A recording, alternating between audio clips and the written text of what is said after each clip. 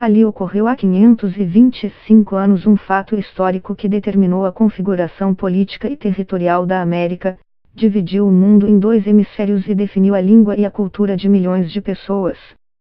Foi lá que, em 7 de junho de 1494, as duas grandes potências marítimas da época, Castela e Portugal, chegaram a um acordo para dividir as zonas de navegação do Oceano Atlântico e os territórios do Novo Mundo.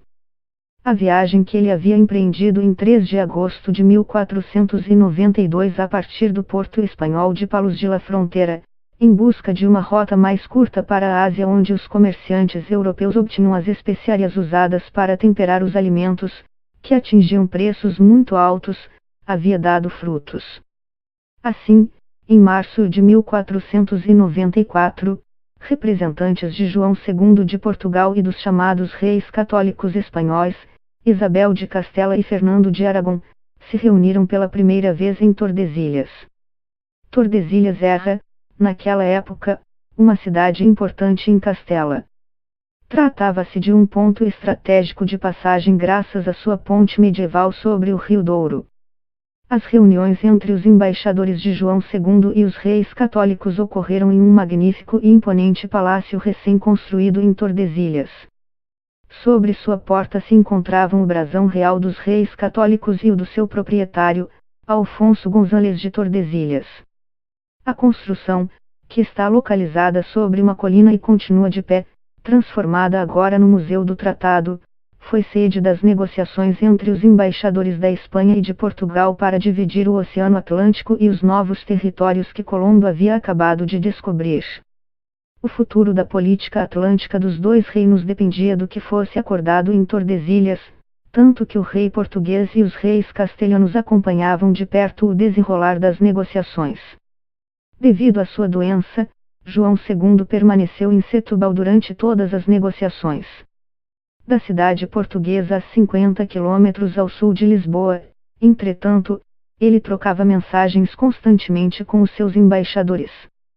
Enquanto isso, os reis católicos continuaram as negociações primeiro a partir da cidade vizinha de Medina del Campo a 24 quilômetros e depois na própria cidade de Tordesilhas, residindo na cidade de 8 de maio a 8 de junho. Deve-se ter em mente que, ao retornar de sua primeira viagem, Colombo sequer era capaz de localizar com precisão onde estavam as novas terras que havia encontrado a caminho do que pensava ser a Índia. Então, quando os reis castelhanos lhe perguntaram como ele achava que o conflito entre Espanha e Portugal poderia ser resolvido, Colombo propôs que fosse traçada uma linha divisória de norte a sul conhecida como Linha de Colombo, que, ao que tudo indica, passava por Cabo Verde e os Açores. O pontífice, que era de origem espanhola e que devia favores aos reis católicos, admitiu a proposta. Mas, como ela lhe parecia excessivamente favorável aos interesses de Castela e descaradamente prejudicial aos de Portugal, na bula ou seja, no documento oficial que emitiu a respeito deslocou a linha divisória 100 léguas a oeste dos Açores e Cabo Verde. Eles basearam esse pedido na necessidade que tinham de poder retornar de São Jorge de Mina, um porto de domínio português localizado na África, na costa do Golfo da Guiné, no lugar atualmente ocupado pela cidade de Elmina, em Gana, sem ter que invadir a costa castelhana. Assim, em 7 de junho de 1494, as duas partes concordam em dividir o Oceano Atlântico com uma terceira e última linha, a linha do Tratado de Tordesilhas, localizada a 370 léguas a oeste das ilhas de Cabo Verde. O tratado, pensavam eles, deixava todas as terras do Novo Mundo nas mãos da coroa castelhana, enquanto Portugal teria que se contentar simplesmente com água. Um erro gigantesco chamado Brasil, um enorme território então desconhecido e que, ao se encontrar no extremo leste da América, caia em cheio dentro da área de domínio português.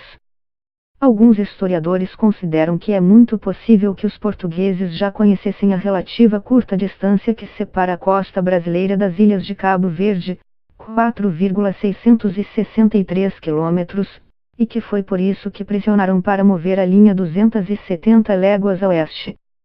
Ainda que há 525 anos tenha sido em Tordesilhas que Portugal e Espanha dividiram o Novo Mundo, o tratado firmado na época não se encontra mais no local. O documento original em castelhano assinado pelos reis católicos está em Lisboa, no Arquivo Nacional da Torre do Tombo, enquanto a versão em português, com a assinatura de João I, é guardada no Arquivo Geral das Índias, em Sevilha. De qualquer modo, o Tratado de Tordesilhas é o único documento espanhol inscrito no Registro Memória do Mundo da Unesco, criado em 1992 para preservar os documentos patrimônios da humanidade. E continuando, por exemplo, com o Mosteiro de Santa Clara, um extraordinário conjunto mudéjar do século XIV que no ano de 1362 o rei Pedro I ordenou que fosse transformado em convento.